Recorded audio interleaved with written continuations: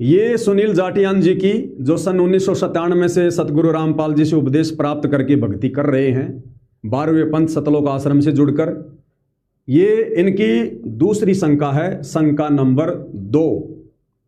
और इनकी शंका क्या है, आपको इन्हीं के मुकम्मल से सुनाएंगे एक एक वीडियो। इनकी शंका है,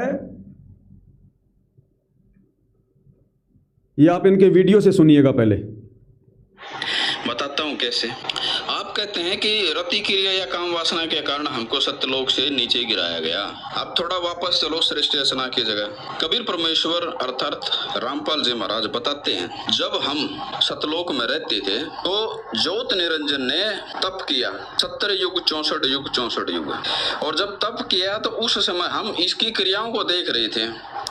तो कबीर परमेश्वर ने हमको रोका टोका कि भाई मत देखो, इसकी तरफ आसक्त मत हो, ये तो मूर्ख है, इसको करने दो, तुम इसकी तरफ मत देखो, तुम अपना भजन करो, भक्ति करो, अपनी क्रियाओं में लीन रहो। हमने एक न माने और हम लोग इसकी तरफ आसक्त हो गए। तो कबीर परमेश्वर ने तब आदि माया एक जिसने सबसे पहले स्वीकृति दी कि मैं ज्योत निरंजन के साथ जाऊंगा, उसको आदि माया बनाया और बाकी आत्माओं को उसके अंदर प्रविष्ट कर दिया और ज्योत निरंजन के लोक में भेज दिया, यानी कि 21 ब्रह्मांड में भेज दिया सतलोक से निकाल कर। ठीक है, तो सतलोक से जब हम निकाले गए तो हम किस वजह से निकाले गए कि हमने हृदय से कबीर परमेश्वर की नहीं सुनी और अपने पति धर्म से पीछे हट गए।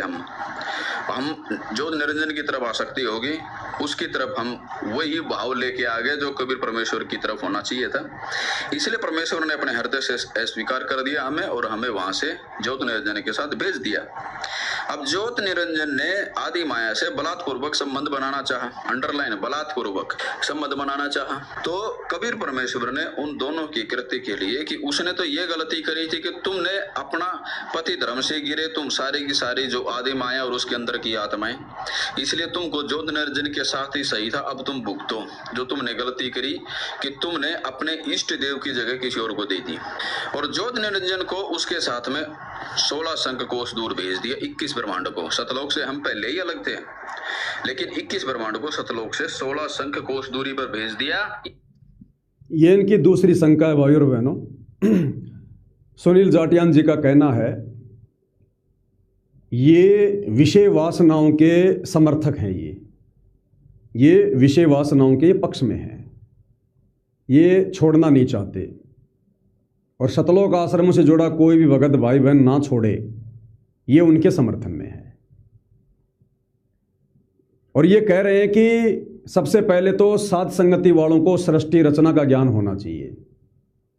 ये साध संगति वाले कहते हैं कि इन विषय वासनाओं को लेकर हम सतलोक से नीचे गिराए गए हैं, जबकि सुनील जाटियान कह रहा कि ऐसी बात नहीं है।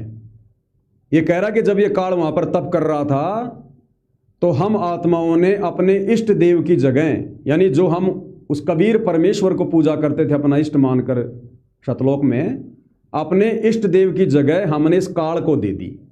हम इसके ऊपर आसक्त हो गए, जिस कारण से हम नीचे गिराए गए। देखो भाई और बहनों, हमें 2 शिक्षा मिलेंगी यहां पर, 2 शिक्षा। पहली बात तो ये, सुनील जाटियान कह रहा है कि विषय वासनाओं के कारण हम सतलोक से नीचे नहीं गिराए गए, हमने अपने इष्ट देव की जगह उस काल को दे दी, जिस कारण से हम नीचे गिराए गए।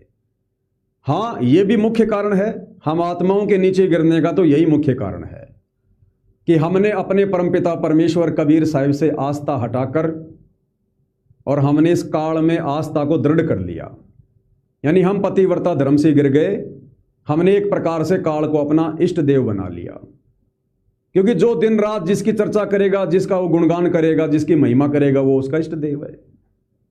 तो अपने परमेश्वर से ज्यादा हम इस काल के ऊपर आसक्त हो गए थे, इसी की हम चर्चाओं में थे। अब सुनील भाई से कोई ये पूछे कि चलो हम आत्माएं तो सतलोक से इस कारण से नीचे गिरा दी गई कि हमने अपने इष्ट देव की जगह काल को दे दी, हमने काल को अपना इष्ट मान लिया। फिर भैया वो ज्योति निरंजन काल क्यों नीचे गिरा दिया गया?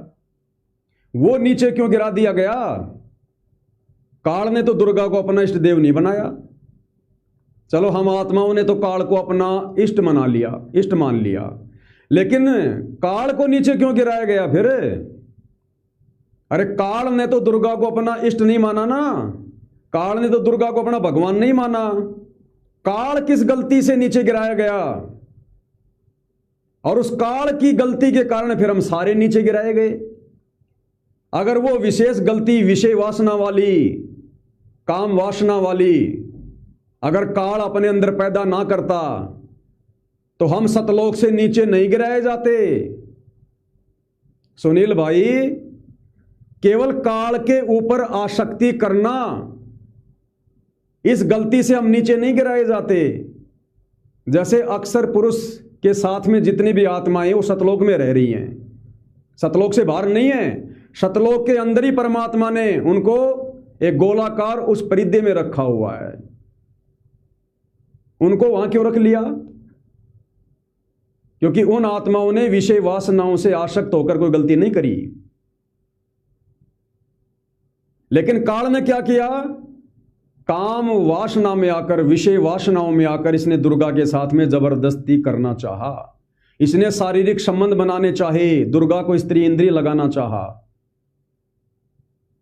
किसके वशीभूत होकर? काम वासना के वशीभूत होकर। और उसी गलती के चलते हम सभी फिर यहां नीचे गिराए गए। तो मुख्य गलती क्या हुई? वो काम वासना, विषय वासना। क्योंकि काल ने तो दुर्गा को अपना इष्ट नहीं मनाया। दुर्गा ने तो कोई लोभ नहीं दिया उसको कि मैंने ऐसे ऐसे भगवान से 21 ब्रह्मांड ले लिए, तुम मेरे साथ चलोगे क्या? काल दुर्गा के ऊपर आसक्त हुआ उसके रूप रंग को देखकर, उसके यौवन को देखकर, विषय वासनाओं से मुग्ध होकर। और उसी गलती के कारण हम सतलोक से नीचे गिराए गए। अगर काल वो गलती ना करता हम सतलोक से नीचे नहीं गिराए जाते। वही सतलोक में परमात्मा हमें एक कोने में डाल देता कि ये गंदा काम तुम यहां करते रहो, जैसे अक्सर पुरुष कर रहा है। तो सुनील भाई, मैंने गलती क्या? विषय वासना वाली, काम वासना वाली। और यदि इस गलती को हमने आज सतगुरु से उपदेश लेकर इस भक्ति मार्ग पर नहीं छोड़ा तो क्या हम वापस सतलोक चले जाएंगे? सोचो, जिस बात से नाराज होकर परमात्मा ने हम सभी को सतलोक से 16 संकोश की दूरी पर भेज दिया, अगर वही कुकर्म, जबकि वो परमात्मा आज पुनः हमें मिल चुका है, सृष्टि रचना बताकर हमें अपनी गलती बता चुका है, और यदि उसी गलती को आज भी हम मन में तो ये धारणा कि मैं सतलोक जाऊंगा और काम सारे वो कर रहा हूं जिस काम के चलते सतलोक से नीचे गिराया गया था, तो भाई हम वापस कैसे सतलोक जाएंगे? तो भाई विषय वासना से पीछे हटना पड़ेगा। अगर सतगुरु रामपाल जी के भगत हो और आत्मा का पूर्ण मोक्ष करवाना है तो विषय वासनाओं से आपने मुक्ति प्राप्त करनी होगी। आपने निर्विकार हंस बनना पड़ेगा। और यदि अपने आप से पीछा नहीं छुड़वाओगे, नहीं जा पाओगे सतलोक। तो भाई और बहनों, आप और हमें यहां पर 2 शिक्षा मिलती हैं। 2 शिक्षा, 2 कारणों से हम सतलोक से नीचे गिराए गए थे, 2 कारणों से। और ये 2 विशेष कारण हैं, और इन दोनों कारणों से आज हमने पीछा छुड़वाना पड़ेगा। दोनों बीमारियों को जड़ से खत्म करना पड़ेगा। सुनील जाटियान की शंका नंबर 2 से हमें 2 शिक्षा मिलती हैं। पहली शिक्षा क्या है? पतिव्रता धर्म से नीचे नहीं गिरना चाहिए, अर्थात गुरु को ही इष्ट मानकर पूजना चाहिए, अन्य को गुरु के समान महत्व ना दें। सबसे पहली शिक्षा, हमने पतिव्रता पद से, पतिव्रता धर्म से सतगुरु के शरण में आने के बाद नीचे नहीं गिरना चाहिए। अपने ही गुरु को इष्ट मानकर पूजना चाहिए, अपने ही गुरु को। और यह बात सतगुरु रामपाल जी ने अपने सत्संगों में कही है कि पतिव्रता आत्मा क्या होती है। सतलोक में हम पतिव्रता थे, और जैसे ही हम उस पतिव्रता धर्म से नीचे गिरे, हमारी आस्था एज ए इष्ट उस काल में हुई, उसी समय हम नीचे गिरा दिए गए। तो सतगुरु रामपाल जी ने फिर सत्संग में क्या बताया कि वो गलती आप लोगों ने अब नहीं करनी है, और स्पष्ट कर दिया इस सत्संग में कि अपने ही गुरु को इष्ट मानकर जो भगत भक्ति करेगा वो सतलोक जाने का अधिकारी होगा। सुनिएगा। एक पति को छोड़कर आन में आस्था रखने वाली पत्नी को व्यभिचारिणी कहते हैं। तो अपने ही पति से हर इच्छा पूरी हो उसी को पति भर्ता कहते। तो हम जब पति भर्ता पद पर आ जाएंगे तो परमात्मा कहते हैं पति भर्ता जमी पर जो जो धर है पावे, समर्थ झाड़ू देते है ना काटा लग जावे। ऐसा हंस, ऐसा भक्त जब अपने एक इष्ट पूर्ण परमात्मा पर अपने ही गुरु को इष्ट रूप में मानकर जब अपने जीवन रूपी सफर में प्रस्थान करता है रास्ते पर, तो परमात्मा उस जीवन रूपी सफर के पाप कर्म रूपी कांटों को बुहारना शुरू कर देता, उसके दुखों को खत्म करना शुरू कर देता है। अपने ही गुरु को इष्ट मानकर, शब्द ध्यान से सुनना सुनील जाटियान जी। सतगुरु रामपाल जी ने क्या कहा है कि ऐसा भगत, ऐसी आत्मा जो अपने ही गुरु को इष्ट मानकर, ना कि दाढ़ी मूछ वाले कबीर की नकली फोटो को इष्ट मानकर उसका प्रगट दिवस, ना कि गरीबदास जी को इष्ट मानकर उसका बोध दिवस, ना कि दादा गुरु जी की फोटो को दरबार में रखना। अपने ही गुरु को इष्ट, इष्ट क्या होता है? आपका पूज्य देव, जिसकी पूजा करनी चाहिए उसको कहते हैं इष्ट देव। और कबीर मार्ग में हमारा इष्ट देव कौन है? कबीर। और वर्तमान में वो कबीर कौन है? सतगुरु रामपाल जी।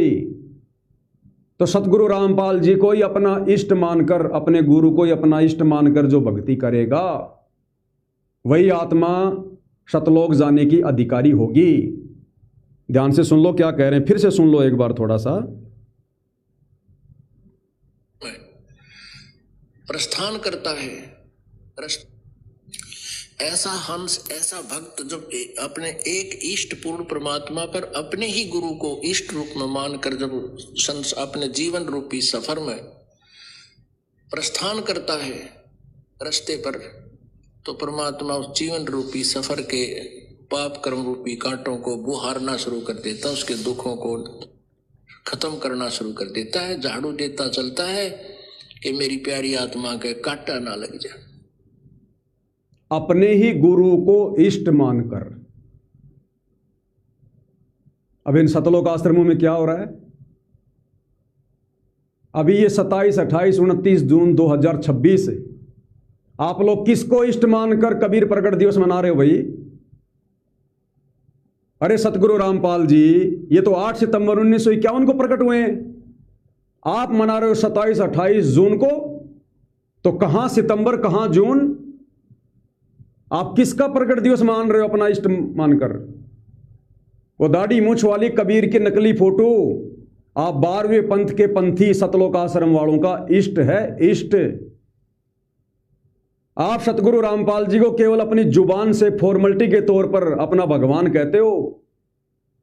आज भी आपके दिलो दिमाग में, आपके जहन में इष्ट रूप में, अपने पूज्य देव के रूप में वो दाढ़ी मूछ वाली कबीर की फोटो है। आप पतिव्रता पद पे नहीं हो, आप पतिव्रता धर्म पे नहीं हो। जिस पतिव्रता धर्म से नीचे गिरने के चलते हम सतलोक से नीचे गिराए गए। तो सबसे पहली शिक्षा भाई और बहनों, जो गलती वर्तमान में लाखों करोड़ों भगत सतगुरु रामपाल जी के 12वें पंथ सतलोक आश्रमों से जुड़कर कर रहे हैं, सतगुरु रामपाल जी को केवल अपना गुरु और इष्ट मान रहे हैं दाढ़ी मूछ वाली कबीर की नकली फोटो को। अगर इन्होंने सतगुरु रामपाल जी को अपना इष्ट मान लिया होता, कबीर भगवान मान लिया होता, तो बताओ फिर ये 27, 28 जून 2026 को किसको अपना इष्ट मानकर कबीर प्रकट दिवस मना रहे हो? फिर तुम, फिर आवश्यकता क्या थी कबीर प्रकट दिवस मनाने की? सतगुरु रामपाल जी तो 8 सितंबर 1951 को प्रकट हुए हैं। अगर इनको आपने कबीर मान लिया तो फिर 8 सितंबर को आपने कबीर प्रकट दिवस मनाना चाहिए। और आप मना रहे हो 27-28 जून को उस दाढ़ी मूछ वाली नकली फोटो का, तो आपका इष्ट कौन हुआ? दाढ़ी मूछ वाली कबीर की नकली फोटो। कबीरा ते नर अंध हैं जो गुरु को कहते और यानी भगवान के अलावा अपने गुरु को और समझते हैं कि हमारे गुरुजी तो हमारे गुरुजी हैं, हमारे गुरुजी तो कबीर जी के अवतार हैं, हमारे गुरुजी को तो कबीर जी ने भेजा है। यानी अपने गुरु को परमेश्वर ना मानकर और ही मान रहे हैं। कहते हैं वो अंधे हैं, ज्ञानहीन अंधे। कबीरा ते नर अंध हैं जो गुरु को कहते और हरि के रूठे ठोर है, गुरु रूठे नहीं ठोर। वो कागज का टुकड़ा नकली कबीर की फोटो तुम्हारा फिर भी कुछ नहीं बिगाड़ पाएगी। और तुम्हारे इन कुकृत्यों के चलते, गुरु को मानुष मानने के चलते, यदि गुरु नाराज हो गया, तुम्हारा बना बनाया खेल बिगड़ जाएगा। और ये खेल तुम्हारा बिगड़ चुका है, क्योंकि तुम लोगों ने पिछले 11 वर्षों से गुरु को मानुष मानकर उनको नाराज कर दिया है। तो अब गुरु ने भी तुम्हें ढीले और छोड़ दिया कि करो बेगार, चलाओ अन्नपूर्णा मुहिम। अब किसान और मजदूर बचाओ अभियान चलाओ, आत्मा बचाओ अभियान खत्म, मोक्ष वाला मार्ग खत्म। क्योंकि जैसी तुम्हारी सोच वैसा ही गुरु ने तुम्हें काम धंधा दे दिया। तो सबसे पहली शिक्षा भाई और बहनों, पहली शिक्षा, पतिव्रता धर्म से नीचे नहीं गिरना चाहिए, अर्थात गुरु को ही इष्ट मानकर पूजना चाहिए, अन्य को गुरु के समान महत्व ना दें। अन्य को तो गुरु के समान भी महत्व नहीं देना चाहिए। इस सृष्टि में सतगुरु रामपाल जी के बराबर में कोई बैठने का अधिकारी भी नहीं है। और इन सतलोक आश्रम वालों ने अपने घर के दरबार में बैठा रखा है 5-5 को। बीच में सतगुरु रामपाल जी को, ऊपर कोने में दाढ़ी मूछ वाले नकली कबीर को, इस कोने में गरीबदास जी को, नीचे वाले कोने में आदरणीय रामदेवानंद जी को, चौथे कोने में पंडित चिदानंद को। इन्होंने तो अपने दरबार में, अपने पूजा स्थल पर सतगुरु रामपाल जी के बराबर 4 औरों को बैठा रखा है। इनका एक पति नहीं, इनके 4 और पति हैं। ये व्यभिचारणी भक्ति कर रहे हैं, व्यभिचारणी भक्ति। ये लोग पतिव्रता पद पे नहीं है, पतिव्रता धर्म पर नहीं है। ये पतिव्रता पद वाली भक्ति केवल साध संगति में हो रही है, केवल साध संगति में। साध संगत वाले अपने गुरुदेव के अलावा किसी को इष्ट नहीं मानते, अपने गुरु के अलावा किसी को कबीर भगवान नहीं मानते, अपने गुरु के अलावा किसी में परमात्मा के दर्शन नहीं करते। ना हम अपने गुरु के अलावा किसी का जयकारा लगाते, ना हम अपने गुरु के अलावा किसी को दंडवत प्रणाम करते, और ना हम अपने गुरु के अलावा किसी की महिमा करते, और ना हम अपने गुरु के अलावा किसी का प्रकट दिवस मनाते, ना किसी का बोध दिवस मनाते। इसको कहते हैं पतिव्रता पद की भक्ति।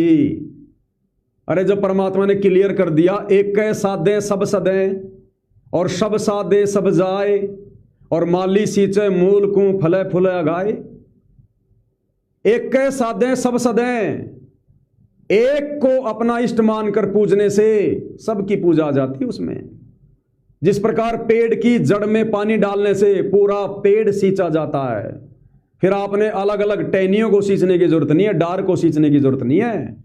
अगर आप पेड़ की जड़ में खाद और पानी डाल रहे हो तो यदि आपने अपने गुरु को इष्ट मानकर केवल उन्हें पूजना शुरू कर दिया, फिर अलग से दाढ़ी मूछ वाली कबीर की नकली फोटो को पूजने की जरूरत नहीं है। फिर आपने आदरणीय रामदेवानंद जी की फोटो दरबार में लगाने की जरूरत नहीं है। आपने गरीबदास जी का बोध दिवस मनाने की जरूरत नहीं है। दाढ़ी मूछ वाली कबीर का प्रकट दिवस मनाने की जरूरत नहीं है। फिर आप मेरे जगत वालों में क्या अंतर हुआ? अरे जगत वाले भी वही कर रहे हैं, टहनियों की पूजा कर रहे हैं, भक्ति रूपी पेड़ को उल्टा सींच रहे हैं। तुम भी वही कर रहे हो। एक के साधे सब सदें, एक की पूजा करने से हमारा कार्य सफल होगा। पेड़ की जड़ में पानी डालने से पेड़ फलेगा। और तुम नादान क्या कर रहे हो? जड़ को तो मान रहे हो अपना गुरु, बस ये तो हमारा गुरु जी है, बस गुरु जी मानुष है, इंद्रमाई के पेट से बाहर निकला हमारा गुरु जी। और उन टहनियों को पूज रहे हो तुम अपना इष्ट मान के, जैसे बाकी दुनिया ब्रह्मा विष्णु महेश को अपना इष्ट मान के पूज रही है। इसी प्रकार तुम उन टहनियों को पूज रहे हो, दाढ़ी मूछ वाली कबीर के नकली फोटो को, बेजुबान मुर्दा फोटो को। ना चल सकता, ना बोल सकता, ना ज्ञान सुना सकता, ना नाम दीक्षा दे सकता, ना कोई शंका का समाधान कर सकता। उस दाढ़ी मूछ वाली कबीर की नकली फोटो से लाख गुना अच्छा तो मुझ पवनदास की वीडियो देख लो, तुम्हें उससे भी लाख गुना अच्छा फायदा मिलेगा। तुम और जगत वालों में क्या अंतर भाई? तुम तो टहनियों की पूजा कर रहे हो, जड़ को तो मान रहे हो अपना गुरु। ये तो हमारा गुरु है, ये तो इंद्रो माई के गर्भ से जन्मा हुआ है, कबीर जी का भेजा हुआ आत्मा है। और उन टहनियों को तुम परमात्मा मान के पूज रहे हो, और दाढ़ी मूछ वाली कबीर की नकली फोटो को तुम भगवान मान के पूज रहे हो। तो तुम्हें कहां से सद्बुद्धि आएगी? तुम कैसे पतिव्रता पद पे माने जाओगे? तुम कैसे सतलोक जा सकते हो? कोई ऑप्शन नहीं है, कोई चारा नहीं है। इसलिए परमात्मा सतगुरु रामपाल जी ने 12वें पंथ में रहते सहते और अपने यथार्थ 13वें कबीर पंथ सात संगति की शुरुआत करवाई कि कलयुग की बिचली पीढ़ी है, ये तो सब लकीर के फकीर बने हुए हैं। अब आया हूं तो कुछ आत्माओं को तो साथ लेकर जाऊंगा। इसलिए परमेश्वर ने अब अलग से अपना निर्मल पंथ चलाया है, साफ सुथरा पंथ, साध संगति। और साध संगति से जुड़े बिना पतिव्रता पद पे रहकर भक्ति नहीं कर सकते। तो सबसे पहली शिक्षा है पतिव्रता धर्म से नीचे नहीं गिरना, अपने गुरु के अलावा किसी और को शौपन में भी नहीं पूजना, किसी और का प्रकट दिवस, किसी का बोध दिवस, किसी को दंडवत, किसी का जयकारा भगत ने भूल के भी नहीं लगाना। अपने गुरु को इष्ट मानकर पूजना चाहिए, जैसा सात संगति में पूजा जा रहा है। अन्य को तो गुरु के समान भी महत्व ना दें। गुरु सेवै कोई चतुर सयाना और गुरु पटतर कोई और न आना। सुनील भाई, नित्य नियम करते हो कि नहीं करते हो, या गाड़ी में चलते चलते करते हो? सुबह के नित्य नियम में गुरु पूजे कोई चतुर सयाना, कोई विवेकी, कोई ज्ञानी भगत होगा, गुरुमुखी होगा, जो गुरु को पूजेगा इष्ट मान के। और गुरु पटतर यानी गुरु के समान कोई और न आना। और तुम्हारे दरबार में तो 5-5 फोटोएं रखी हैं। अपने गुरु से ज्यादा महत्व तो तुम दाढ़ी मूछ वाली कबीर की नकली मुर्दा फोटो को दे रहे हो। अरे अपने गुरु का, जिंदा कबीर का 8 सितंबर को तुम अवतरण दिवस मना रहे हो, उनका जन्मदिन मना रहे हो तुम। और बेजुबान कागज के टुकड़े नकली कबीर की फोटो को इष्ट मानकर तुम उसका प्रकट दिवस मना रहे हो। यानी फोटो तो हुई है तुम्हारी नजरों में वो प्रकट है, और तुम्हारा गुरु हुआ है मां के गर्भ से। क्या कर रहे हो तुम? कहां जा रहे हो? कैसे सतलोक जाओगे? गुरु को जब तक मानुष मानोगे सद्बुद्धि नहीं आएगी। ये गरीबदास जी की वाणी है, गुरु मानुष कर जानते वो नर कहिए अंध। जब तक आप अपने गुरु सतगुरु रामपाल जी को मां के गर्भ से जन्म लेकर आया हुआ मानोगे, आप कभी भी पतिव्रता पद पे नहीं आ सकते। आप लाख जन्म भी सतलोक के अधिकारी नहीं बन सकते। गांठ बांध लो।